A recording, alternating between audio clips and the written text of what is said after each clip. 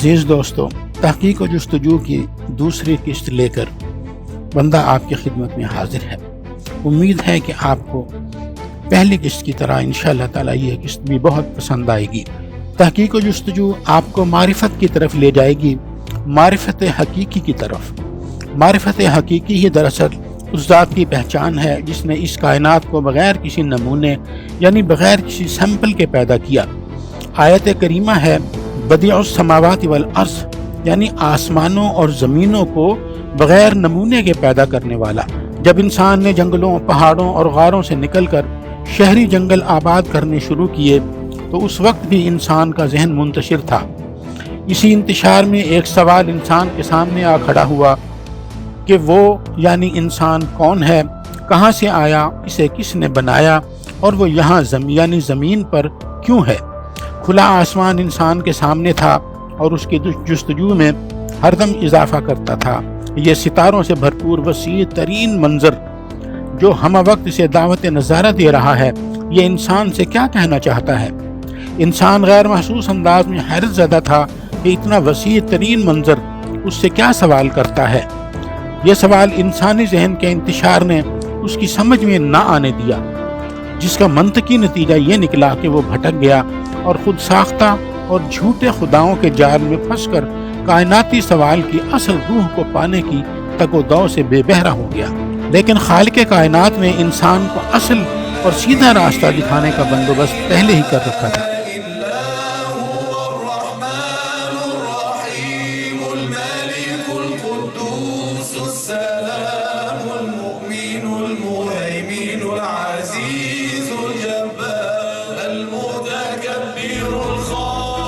اس نے اپنا پیغام دے کر انسانوں ہی میں سے پیغمبر زمین پر بھیجے اور فلاح کا راستہ اپنانے کی دعوت مسلسل جاری رکھی۔ انسان نے دیکھا کہ آخرکار خالق کا پیغام ایک مکمل، جامع اور ناقابل تردید کتاب قرآن کریم کی شکل میں زمین پر قیامت تک کے لیے پہنچ گیا۔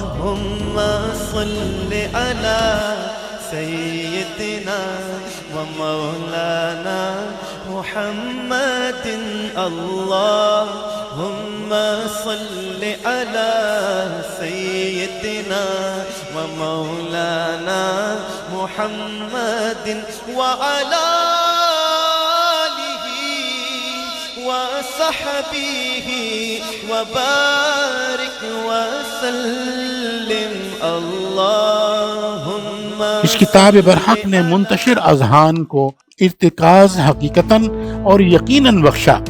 وہ سوال جو انسان کے منتشر ذہن کو کچوکے لگاتا تھا کہ وہ کون ہے، کہاں سے آیا، اسے کس نے بنایا اور وہ یہاں زمین پر کیوں ہے، اس کتاب برحق نے اسے اس طرح سے حل کیا کہ انسانی ذہن کو اطمینان اور یکسوئی کے تمام درجے حاصل ہو گئے۔ اس الوہی پیغام نے انسان کو معرفت الہی کے حصول تک پہنچایا اور بتایا کہ کائنات اور کائنات کی ہر چیز کو اللہ تعالیٰ نے بنایا ہے۔ انسان عالم بالا سے یہاں زمین پر آیا۔ زمین پر انسان کی موجودگی کا جواز یہ ہوا کہ اشرف المخلوقات کا مسکن اشرف المساکن ہی ہو سکتا ہے، اس کے علاوہ کوئی اور نہیں۔ اور اس میں بھی کوئی شک نہیں کہ زمین میں وہ تمام نعمتیں اور لوازمات رکھے گئے ہیں جو کائنات کے دوسرے سیاروں میں کہیں جزوی طور پر ہیں اور کہیں بالکل نہیں ہیں۔ ایک سیارے پر ایک چیز ہے تو دوسری نہیں ہے، اگر دو ہیں تو تیسری نہیں ہے۔ یہ شرف صرف زمین کو حاصل ہے کہ یہاں پر خالق نے تمام ضروریات زندگی یعنی نیسیسٹیز آف لائف کو یکجا کر کے انسان کے لیے اشرف المساکن تیار کیا۔ جنت کے بعد انسانی رہائش کے لیے کوئی جگہ یا سیارہ زمین ہی تھی، کوئی اور نہیں۔ یہ بھی خالق کی انسان کے ساتھ محبت کا ایک منہ بولتا ثبوت ہے۔ قرآن کریم میں خدائے بزرگ برتر نے جہاں کہیں بھی کائنات کا تذکرہ کیا وہاں زمین کا نام استعمال کیا، یعنی بدیع السماوات والارض۔ زمین کو اس کے علیحدہ نام الارض سے پکارا، ورنہ سماوات میں تو بے شمار اور لاتعداد سیارے موجود ہیں، مگر زمین کو خصوصیت کے ساتھ الارض کے نام سے پکار کر خالق نے زمین کی اہمیت کو اجاگر کر دیا کہ اس کو خصوصی طور پر انسان کی رہائش کے قابل بنا کر ہی انسان کو یہاں آباد کیا گیا ہے۔ یہ بیان 3 موضوعات پر مشتمل ہے: عقل، حیرت اور عشق۔ ان موضوعات کو علیحدہ علیحدہ عنوانات سے بیان تو نہیں کیا گیا، لیکن پڑھنے والے اس کتاب کے ہر لفظ میں عقل، حیرت اور عشق کو نمایاں انداز میں اپنے دل کی طرف لپکتا ہوا پائیں گے۔ اگر دیکھا جائے تو انسانی ذہن کی نفسیات ان 3 اجزاء ہی پر مشتمل ہے۔ یہ تینوں اجزاء خالق کائنات نے انسان کو عطا کیے ہیں اور ان میں ربط بھی قائم کیا ہے۔ جہاں عقل کی حدود ختم ہوتی ہے وہاں سے حیرت کی ابتدا ہوتی ہے، اور جہاں حیرت کی حدود ختم ہوتی ہے وہاں سے عشق کی ابتدا ہوتی ہے، اور کائنات کے سربستہ راز عشق کے عالم میں ہی کھلتے ہیں۔ عشق معرفت الہی کا دوسرا نام ہے۔ جس نے معرفت الہی کو پا لیا اس نے کائنات کے سربستہ رازوں کو بھی پا لیا۔ معرفت الہی کے حصول کے لیے قرآن کریم کا مطالعہ بہت ضروری ہے۔ اس الوہی کتاب میں کائنات کی مکمل دلچسپ اور حیرت انگیز کہانی بیان کی گئی ہے۔ اگرچہ زمین کے علاوہ کسی اور سیارے اور ستارے کا نام نہیں لیا گیا، مگر مجموعی طور پر یہ بیان کر دیا گیا کہ کائنات میں ہم نے نشانیاں رکھ چھوڑی ہیں تاکہ تم ان کو تلاش کرو اور غور کرو کہ یہ کیا ہے۔ وَمِنْ آيَاتِهِ خَلْقُ السَّمَاوَاتِ وَالْأَرْضِ وَمَا بَثَّ فِيهِمَا مِنْ دَابَّةٍ وَهُوَ عَلَى جَمْعِهِمْ إِذَا يَشَاءُ قَدِيرٌ۔ یہ سورہ شورى میں اللہ تعالیٰ نے بیان فرمایا ہے۔ قرآن مجید میں تقریباً 750 سے زائد آیات کائنات سے متعلقہ ہیں، اور دوسرے کسی موضوع پر اتنی زیادہ تعداد میں آیات نہیں ہیں۔ یہ ایک حیرت انگیز بات ہے کہ قرآن میں کائنات سے متعلقہ آیات سب سے زیادہ ہیں۔ حیرت انگیز اس لیے کہ قرآن کریم بنیادی طور پر انسان کے لیے ضابطۂ حیات پیش کرتا ہے، مگر موضوعاتی لحاظ سے سب سے زیادہ بیان کائنات کا کرتا ہے۔ اس کی وجہ صرف یہی ہے کہ قرآن کسی مخلوق کی تحریر نہیں بلکہ خود خالق کائنات کی تقریر ہے، جس میں لامحالہ طور پر اسی چیز کا ذکر ضروری تھا جس کی تسخیر کے لیے انسان کو مالک نے پیدا کیا، اور تسخیر کائنات ہی انسان کی پیدائش کا اصل مقصد ہے۔ خدا نے انسان سے پہلے کائنات کو بنایا اور اسے سیٹ کیا تاکہ انسان کو تسخیر کائنات کا مقصد سونپنے سے پہلے اس کو کام کے کر لینے کے قابل بھی بنایا جائے۔ اس زمرہ میں اللہ تعالیٰ قرآن کریم میں فرماتے ہیں کہ ثم سواہ ونفخ فی الصور ونفخ فیہ من روحہ، یعنی پھر اس کو ٹھیک اور درست کیا اور اس میں انسان میں اپنی روح سے کچھ پھونک دیا۔ یہاں یہ وضاحت ضروری ہے کہ انسان کی زمین پر موجودگی کے ضمن میں جن واقعات، تشریحات اور تعویلات کا بیان کیا گیا وہ سب حضرت آدم علیہ السلام کی جنت سے زمین پر آمد کے بعد کے تصور کیے جائیں، یہاں تک کہ اگر انسان میں کوئی ارتقائی عمل بھی رونما ہوا ہے تو وہ بھی حضرت آدم علیہ السلام کی زمین پر آمد کے بعد ہی تصور کیا جائے۔ مصنف مکمل طور پر قرآنی فرامین پر یقین رکھتا ہے۔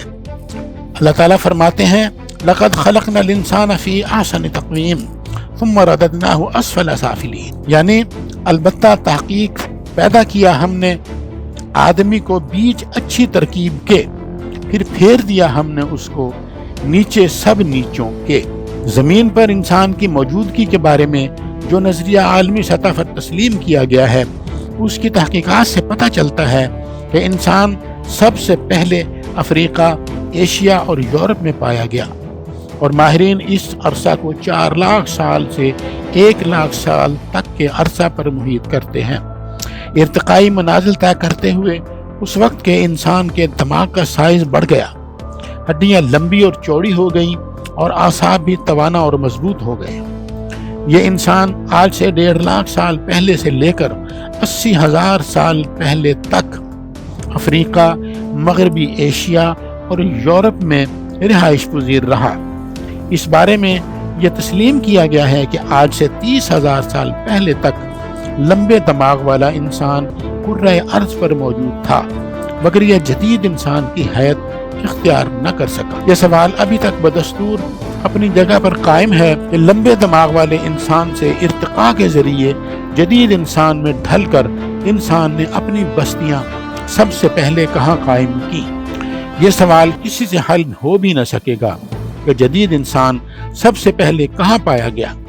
یہ تمام رودات جو اوپر بیان کی گئی ہے آدم و حوا علیہ السلام کے جنت سے نکل کر زمین پر آنے کے بعد کی ہو سکتی ہے، کیونکہ اللہ تعالیٰ قرآن کریم فرقان حمید میں فرماتے ہیں لقد خلقنا الانسان فی احسن تقویم ثم رددناہ اسفل سافلین، البتہ تحقیق ہم نے انسان کو بہترین شکل میں پیدا کیا، پھر ہم نے اس کو کم ترینوں کے کم تر درجہ میں دھکیل دیا۔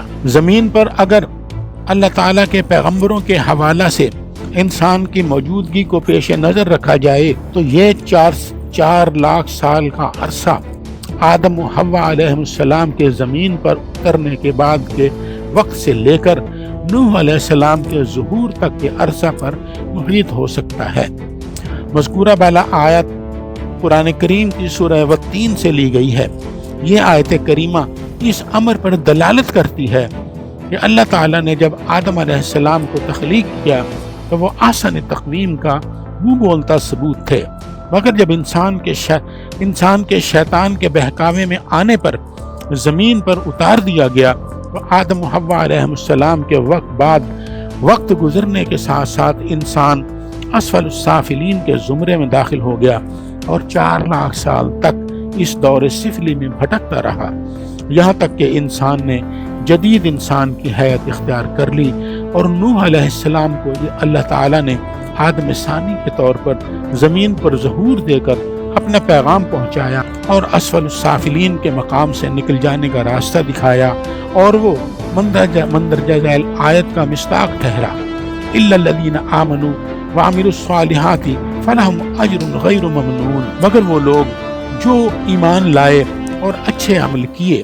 بس ان کے لیے اس قدر ثواب ہے جو کبھی منقطع نہ ہوگا۔ معزز دوستو، آج کے لیے اتنا ہی، آئندہ انشاءاللہ تعالیٰ تیسری قسط لے کر حاضر ہوں گا، تب تک کے لیے اللہ حافظ، اپنا خیال رکھیے گا۔